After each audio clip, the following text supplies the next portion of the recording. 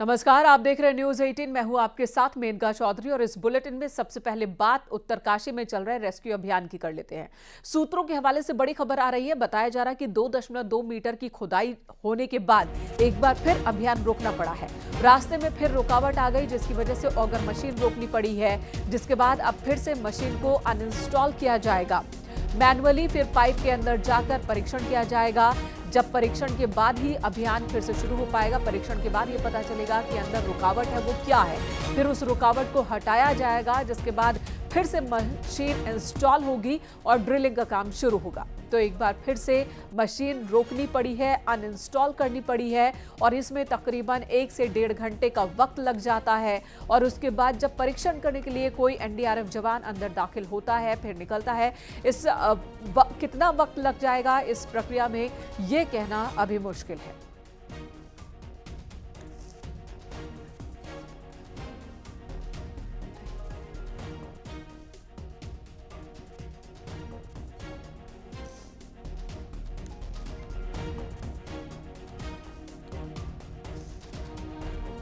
Ground zero से हमारे सहयोगी दीपांकर भट्ट और सतेंद्र बर्तवाल मौजूद हैं। दीपांकर, सबसे पहले मैं आपके पास आती हूं। एक बार फिर मशीन रोकनी पड़ी है। अब बिल्कुल मेनका, एक बार फिर से मशीन को यहाँ रोकना पड़ा है या मशीन रुकी है, दोनों ही बातें यहाँ पर हैं, क्योंकि ऑगर मशीन जो लगभग 49 से 50 मीटर के बीच तक पहुंच चुकी थी, यहाँ पर कोई ऑब्स्टिकल फिर से आया है। वो हर्डल कितना बड़ा है, कितना टफ है, ये फिलहाल कह पाना मुश्किल है। अब इसको जब जांच की जाएगी और फिर मैनुअली चेक किया जाएगा कि वहां पर क्या दिक्कतें आ सकती हैं। और अभी आपको मान लीजिए कि 57 मीटर तक पहुंचना है, यानी अभी भी यहाँ से 6 से 7 मीटर का सफर और बाकी है इस मशीन के और इस पाइप के बीच में। जब हम मजदूरों के सामने होंगे और जो 41 मजदूर अंदर फंसे हुए 13वें दिन भी वहां तक पहुंच पाएंगे। लेकिन आज दिन भर भी यहां इसी तरीके का पूरा दौर रहा। यही उम्मीद की जाती रही बार बार कि आज काम शुरू होगा। 3 बजे प्रेस कॉन्फ्रेंस हुई, तब ये बात कही कि 5 बजे काम शुरू होगा। 5 बजे जो काम शुरू हुआ वो काम अभी यहां तक पहुंचा है कि मशीन फिर से रुकी है। और 48 घंटे 22 तारीख की शाम 4 बजे से लेके आज शाम 5 बजे 22 घंटों में हम सिर्फ 2 मीटर के आसपास आगे बढ़ पाए। तो ये बहुत स्लो प्रोसेस मशीन के लिहाज से है। इसमें कहीं कोई कमी या कोई खामी किसी व्यक्ति की तरफ से नहीं है, लेकिन मशीन का जो प्रोसेस है वो मशीन पे ही डिपेंड है कि वो पर जो सिचुएशन है, सिचुएशन के हिसाब से ही ये रेस्क्यू ऑपरेशन आगे बढ़ रहा है। जाहिर सी बात है, अगर कोई हर्डल है तो उस हर्डल को दूर करना होगा। दूर करने में जितना वक्त लगेगा वो तो लगेगा ही, तो बेसब्र होने की जरूरत नहीं है। सतेंद्र भी हमारे साथ मौजूद है। सतेंद्र, आपके पास और क्या इंफॉर्मेशन है ग्राउंड जीरो से ऑपरेशन को लेकर? बिल्कुल, जिस तरीके अभी दीपांकर ने बताया कि एक उम्मीद थी, जो कि एक आज की उम्मीद जताई जा रही कि देर रात तक कुछ अच्छी खबर निकल सकती है। जिस तरीके से यहाँ पे अधिकारियों ने बातचीत की और एक रेडार की भी बात आई थी कि रेडार 5 मीटर तक रेडार ने देखा और उसने किसी भी प्रकार के वहाँ पे अवरोध नहीं बताए। और उसके बाद का जो लास्ट पाइप जो इंसल्ट की बात हुई, लास्ट पाइप जब इंसल्ट होकर वो आराम से हो सकता है, इस तरीके जब अधिकारी यहाँ पे बात कर रहे थे तो एक उम्मीद जगी थी कि आज देर रात तक एक अच्छी खबर आ सकती है। लेकिन आज जब मशीन शुरू हुई 2.2 मीटर जैसे ही अंदर जो पाइप को वहाँ इंस्टॉल किया गया, तब तक उसके आगे एक यहाँ पे एक बोल्डर या किसी भी प्रकार का एक हडल जो सामने आ गया और उसके बाद फिर एक बार फिर मशीन को वापस अनइंस्टॉल किया गया, क्योंकि करीब 46 से 47 मीटर के पूरा अंदर एक जो मशीन है, मशीन का जो पूरे जो ब्लेड हैं उनको एक एक करके वापस उतारा गया। और अब ये तैयार, क्योंकि अब कुछ टीम जो कि यहाँ पे एक जो एक्सपर्ट की टीम और एनडीआरएफ के जो लोग हैं वो अभी टनल के अंदर गए हैं, यानी कि जो स्केप टनल है उसके अंदर वो मैनुअली तरीके से जांच कर रहे हैं कि हाँ वो हडल आखिर में किस तरीके का है। वो हडल या टूट सकता है या वो मैनुअली कर सकता है, इसकी अभी तक कोई ऑफिशियल अभी जानकारी नहीं आई। लेकिन अभी टीम वहाँ पहुँच चुकी है। अब वो टीम जब ये पूरी जाँच करके जब वापस आएगी उसके बाद फिर आगे की कार्रवाई शुरू हो सकती है कि आखिर में अब क्या होगा। जी बिल्कुल यही सवाल है कि अब क्या होगा, लेकिन रेस्क्यू ऑपरेशन जारी है। दीपांकर का रुख एक बार फिर करूंगी मैं। दीपांकर, प्लान ए पर तो काम हो रहा है, क्या प्लान बी और सी पर भी काम हो रहा है साथ ही साथ?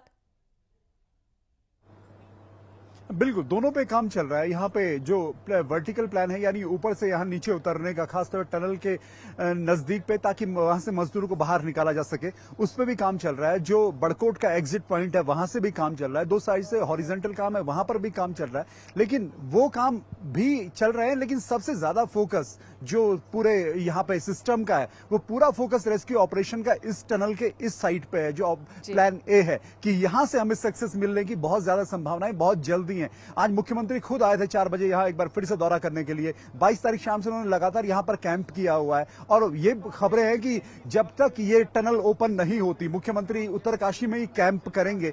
तो अब जाहिर तो इस बात से ये समझा जाए, वीके सिंह खुद यहाँ पर बने हुए हैं, तो इस बात से समझा जा सकता है कि चाहे पीएमओ हो, चाहे स्टेट गवर्नमेंट हो, सभी की चिंता है कि जो प्लान ए है उसमें हमें कितनी जल्दी सक्सेस मिले, क्योंकि जैसे जैसे दिन आगे बढ़ रहे हैं, ये चिंता भी है कि मजदूरों की सेहत कैसी है। हालांकि भास्कर खुलबे जो पूर्व पीएमओ के सलाहकार है, उन्होंने आज बताया कि उनकी बातचीत हुई है वहां पर फंसे मजदूरों से, वो बिल्कुल वहां पर ठीक है, किसी की तबीयत अभी खराब नहीं है, उनको खाने पीने का सामान लगातार सप्लाई किया जा रहा है। लेकिन हाँ, जैसे जैसे दिन आगे बढ़ रहे हैं, हर दिन सुबह ये बात होती है कि आज उम्मीद होगी, और हर दिन शाम इस बात में होता है कि कल फिर उम्मीद होगी। तो इसी उम्मीद पर फिलहाल पूरा ऑपरेशन चल रहा है इनका। बिल्कुल, और बीते 48 घंटे में महज 2.2 मीटर की दूरी तय कर पाए हैं हम। इसी से अंदाजा लगा सकते हैं कि कितना वक्त लग रहा है, और वक्त की वजह अड़चने हैं। कई मशीनें जो मलबे में दबी हुई हैं, जिसमें जेसीबी मशीन भी है, कंक्रीट है, सरिया है, सरिया के जाल हैं, गार्डर हैं, जो बार बार रास्ते में आ रहे हैं, जिसकी वजह से इतना वक्त लग रहा है। सत्येंद्र, क्या इस बारे में भी मजदूरों से कोई जानकारी ली जा रही है? क्योंकि जो मजदूर वहां काम कर रहे थे, उन्हें थोड़ा बहुत अंदाजा होगा कि कहां पर कौन सी मशीन थी और मलबे के नीचे किस जगह पर क्या हो सकता है। क्या उनसे भी कुछ जानकारी ली जा रही है? मैंने कहा क्योंकि जब रेस्क्यू ऑपरेशन ये शुरू हुआ था, जब पहला दिन था रेस्क्यू ऑपरेशन का, तो उस समय सब चीज़ की एक तैयारी की गई थी। उस टाइम जो बाहर जो मजदूर थे उनसे भी कई चीज़ें पूछी गई थी। उस टाइम ये एक बातचीत जो चल रही थी कि वहाँ अंदर जो मलबे के अंदर कई मशीनें भी वहाँ फंसी हैं, कई मशीनें होने की भी उम्मीद जताई जा रही थी, क्योंकि वो मशीनें वो वक्त था जब टनल का जो काम, जो एक शिफ्ट होती है, रात की जो शिफ्ट जो ख़त्म हो रही थी और वो वापस जो लोग आ रहे थे, तो उम्मीद उस टाइम ये भी जताई जा रही थी कि कई मशीनें वहाँ पर फंसी हो सकती है, जो लगातार बाधा उत्पन्न कर रही है। शुरू में इसी तरीके की बात आई, लेकिन अभी हम बात करें, क्योंकि एक रेडार सिस्टम यहाँ पे चल गया है, रेडार से भी देखा जा रहा है। यहाँ पे कई प्रकार के जो जियोलॉजिस्ट यहाँ पर पहुंचे हैं, वो भी हर प्रकार की चीज़ें, हर प्रकार के उपकरण यहाँ पे लगा के देख रहे हैं। लेकिन हर बार अगर हम देखा जाए तो एक उम्मीद बढ़ती है। ऑगर मशीन स्टार्ट की जाती है, ऑगर मशीन जब स्टार्ट होती है उम्मीद बढ़ती है, लेकिन कुछ ना कुछ हडल जब सामने आता है, कुछ ना कुछ जब दिक्कतें सामने आती, फिर वो उम्मीद एक बार फिर टूट जाती है। लेकिन मैंने कभी आपको एक और जानकारी दूं, क्योंकि आज जब सवेरे हम यहाँ पे पहुंचे तो हमें यहाँ पे बड़ी मशीनें कुछ दिखी। जब हमें उस मशीन में देखा तो वहाँ पे जो कुछ अधिकारी थे उनसे बातचीत की, तो एक जो उम्मीद, और यानी कि एक ऑप्शन के तरह अगर देखा जा रहा है, तो वर्टिकल जो ड्रिलिंग की हम शुरू दिन से बात कर रहे थे, वो चीज़ आज देखने को मिली, क्योंकि वर्टिकल ड्रिलिंग की यहाँ पे बड़ी बड़ी मशीनें, ठीक है, वर्टिकल ड्रिलिंग पर भी काम चल रहा है, लेकिन ये रास्ता सबसे ज्यादा मुफीद लग रहा है, क्योंकि अब जो दूरी है इस टनल के इस रास्ते से वो बहुत ज्यादा नहीं है। 6 मीटर की दूरी है, लगभग 6-7 मीटर की दूरी, और ये उम्मीद है कि यहां से हम ज्यादा आसानी और कम वक्त में पहुंच सकते हैं। इसलिए यहां पर अभियान पर ज्यादा फोकस दिया जा रहा है। धन्यवाद आप दोनों का ही पूरी बातचीत, पूरी जानकारी देने के लिए। ग्राउंड जीरो पर इस वक्त चल क्या रहा है, ये हमारे दर्शकों को बताने के लिए। उत्तरकाशी रेस्क्यू अभियान पर सीएम धामी लगातार नजर बनाए हुए हैं। उन्होंने कहा कि अभियान अब अपने अंतिम चरण में है। रेस्क्यू पर पीएम मोदी की भी पल पल नजर है। पीएम मोदी हर दिन जानकारी ले रहे हैं। केंद्र और राज्य की एजेंसियां मिलकर काम कर रही हैं। हमें उम्मीद है कि हमारे मजदूर भाई जल्द सकुशल बाहर आ जाएंगे।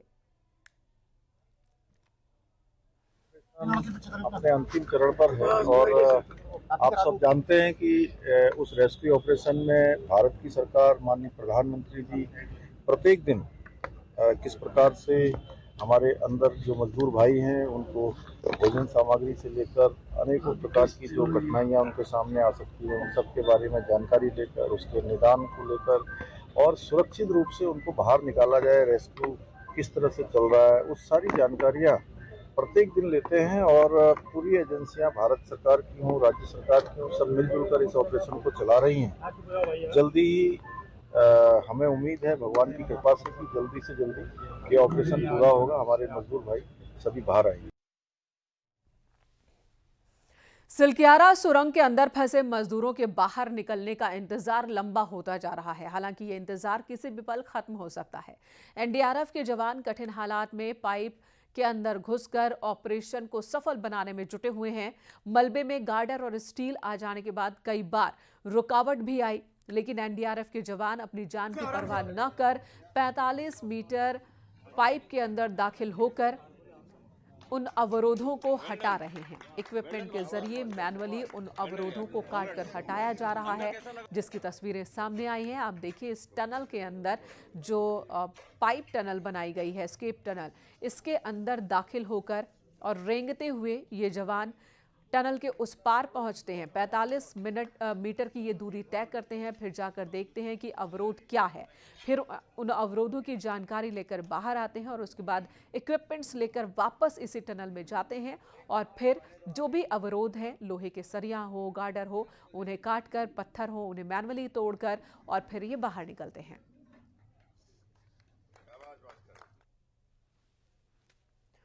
पाइप और जिन सरियों को काटकर निकाला गया है, उसकी तस्वीरें भी सामने आई हैं। न्यूज़ 18 आपको दिखा भी रहा है। लोहे के ये कई टुकड़े हैं जिन्हें काटकर बाहर निकाला गया। ये टुकड़े अवरोध की तरह आ गए थे ह्यूम पाइप के रास्ते में।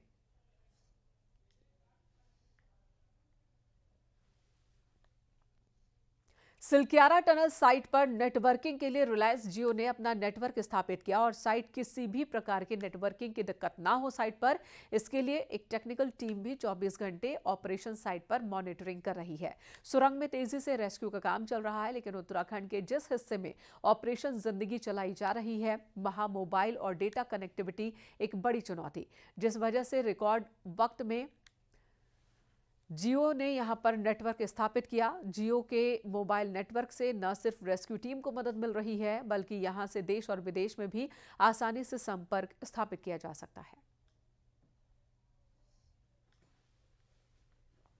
रिक्वायरमेंट थी सिमों की, हम लोगों ने सबको प्रोवाइड कराया यहाँ पे। और जब सबसे पहले जियो का ही यहाँ पे नेटवर्क लगा था, तो जिनको भी कनेक्टिविटी की प्रॉब्लम आ रही थी, देन उनको हम लोगों ने प्रोवाइड करवाया। और जैसे बात नहीं हो पा रही थी या कुछ भी, तो आज के डेट में सबको प्रोवाइड हो रहा है और कनेक्टिविटी अच्छी हो रही है। यहाँ पे ज़्यादा से ज़्यादा लोगों को नेटवर्क प्रोवाइड करने की कोशिश की है। हमने यहाँ पे अपना बेस स्टेशन बनाया है, जिसकी सहायता से हम टनल के अंदर के जितने भी लोग हैं और टनल में काम करने वाले वर्कर्स और इंजीनियर्स जो भी हैं, उनको नेटवर्क देने में पूरी सहायता प्रदान करने की पूरी कोशिश कर रहे हैं, ताकि अंदर जो टनल के अंदर जितना भी काम हो रहा है उसकी वीडियो कॉन्फ्रेंसिंग के साथ या फिर किसी को बात करनी हो या वीडियो पे बात करनी हो, तो हमने पूरा नेटवर्क प्रोवाइड करने की कोशिश की है।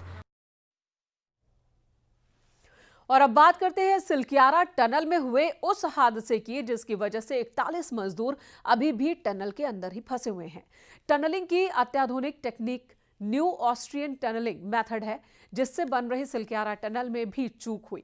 आखिर कहां हुई थी चूक, इसी पर आपको ये रिपोर्ट दिखाते हैं।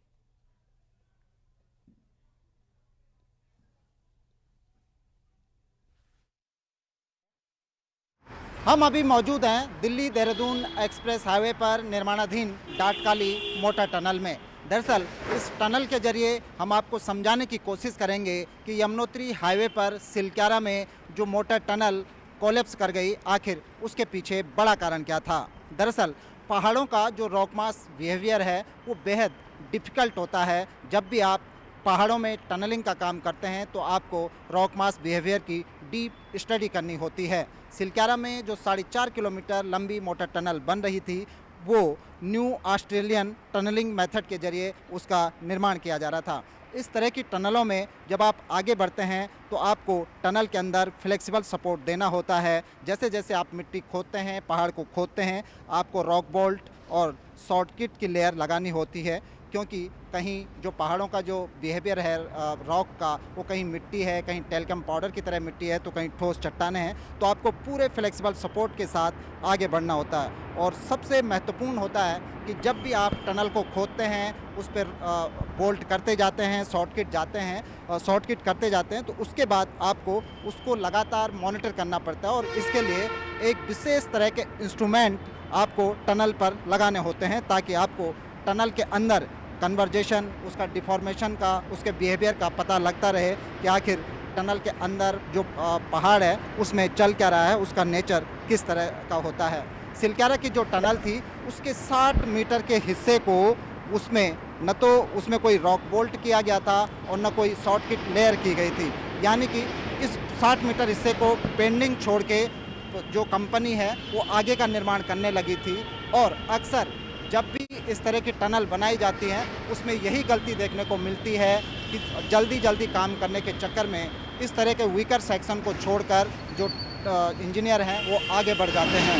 सिलक्यारा के 60 मीटर हिस्से में भी वहाँ पर रॉक बोल्ट नहीं की गई थी, शॉर्टकट की जो लेयर है वो नहीं चढ़ाई गई थी। इस तरह के कोई इंस्ट्रूमेंट टनल में नहीं थे जो वहाँ के रॉक मास बिहेवियर को स्टडी कर सकें, या फिर टनल का जो हिस्सा बन गया उसके बाद उसके अंदर चल क्या रहा है उसके कोई सिग्नल दे सकें। यही कारण रहा कि जो 60 मीटर का हिस्सा था जिसको अधूरा छोड़कर बाकी के हिस्से में कंपनी आगे बढ़ गई थी टनलिंग करते हुए, वो हिस्सा भरभरा कर गिर पड़ा, कोलैप्स हो गया और 41 मजदूर टनल के दूसरे हिस्से में फंस गए। कैमरा पर्सन दीपक उपाध्याय के साथ सुनील नौप्रभात, न्यूज़ 18 डाटकाली, देहरादून। तो एक तरफ रेस्क्यू ऑपरेशन चल रहा है, दूसरी तरफ सीएम धामी ने भी उत्तरकाशी में ही कैंप किया है और मातली में ही अस्थायी कैंप से उन्होंने कामकाज भी आज निपटाया। इसी के साथ सीएम धामी लगातार सिलक्यारा रेस्क्यू अभियान पर भी नजर बनाए हुए हैं। शासकीय काम किसी भी तरह से बाधित ना हो, इसके लिए मुख्यमंत्री ने अस्थायी कार्यालय से ही काम शुरू कर दिया है।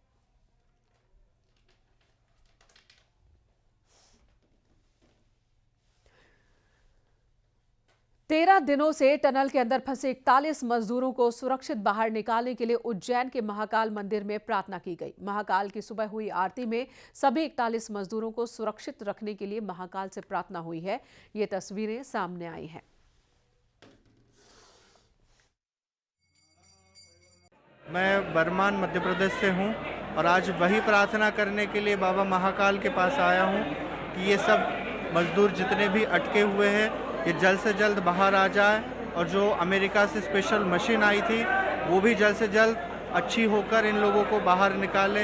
यही हम कामना बाबा महाकाल के चरणों में करते हैं। हम महाकाल आए बसमार्ती में अपने लिए प्रार्थना की है, पर बाकी सबके लिए भी टनल में जो लोग हमारे फंसे हुए हैं उनके लिए हमने प्रार्थना की थी।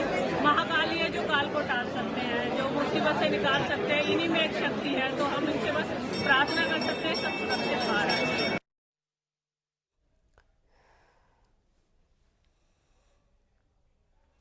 इधर 8 और 9 दिसंबर को देहरादून में होने वाले ग्लोबल इन्वेस्टर्स समिट से पहले प्रदेश के कई औद्योगिक इलाकों में क्षेत्रीय निवेश कॉन्क्लेव आयोजित हो रहे हैं। आज सीएम धामी की मौजूदगी में हरिद्वार के सिडकुल में क्षेत्रीय निवेश कॉन्क्लेव आयोजित हुआ, जिसमें कई उद्योग घरानों की ओर से तकरीबन 25,000 करोड़ के इन्वेस्टमेंट को लेकर MOU साइन हुए। ये सभी इन्वेस्टमेंट मौजूदा उद्योगों को बढ़ावा देने और नए उद्योग स्थापित करने के लिए किए जाएंगे। सीएम धामी ने कहा कि ग्लोबल इन्वेस्टर्स समिट के लिए 2 लाख करोड़ रुपए का निवेश का लक्ष्य रखा गया था, जो कि पूरा हो चुका है।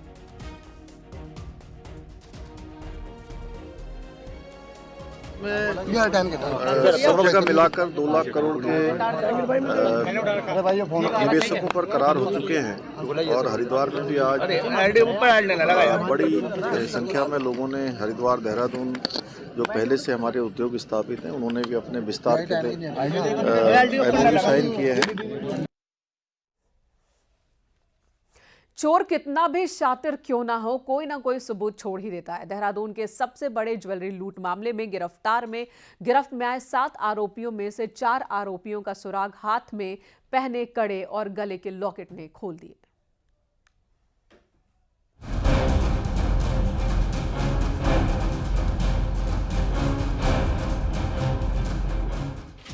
देहरादून में हुए ज्वेलरी शोरूम लूट मामले में गिरफ्त में आए 7 आरोपी रोज केस से जुड़ी नई कड़ियां खोल रही हैं, लेकिन इनको पकड़ने का भी काम चैलेंजिंग रहा।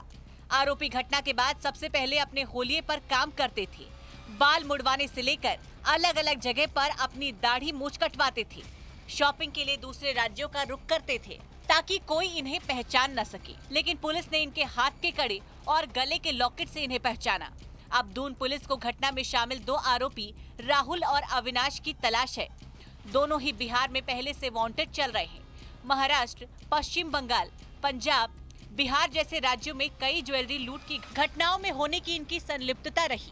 इसमें राहुल और अविनाश ये दो और नए नाम आए हैं, जिसमें जो इस घटना में आए थे यहाँ पर और इनके द्वारा घटना मिलकर कारित की गई थी। ये सभी लोग बिहार के आसपास, पटना और उसके आसपास के जनपदों में निवासी वहाँ के, और लगातार फरार चल रहे हैं। वहीं पूरे लूट की घटना की प्लानिंग 2 से 3 महीने तक होती थी, जहां जेल से गैंग लूट की वारदात का संचालन करता था, जिसमें 2 से 3 लड़कों की पूरी घटना का चार्ज दिया जाता था। लेकिन सबसे खास बात थी कि कोई भी किसी को नहीं जानता था।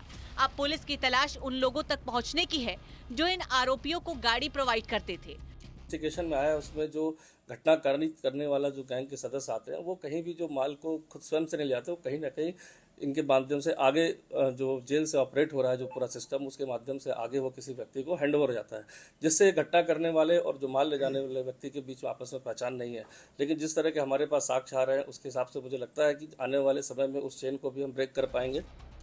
कई राज्यों की पुलिस को इंतजार है गैंग लीडर की चेन का, ताकि दूसरे राज्यों की लूट की घटनाओं का भी खुलासा हो सके। न्यूज़ 18 के लिए देहरादून से भारती सकलानी उनियाल की रिपोर्ट।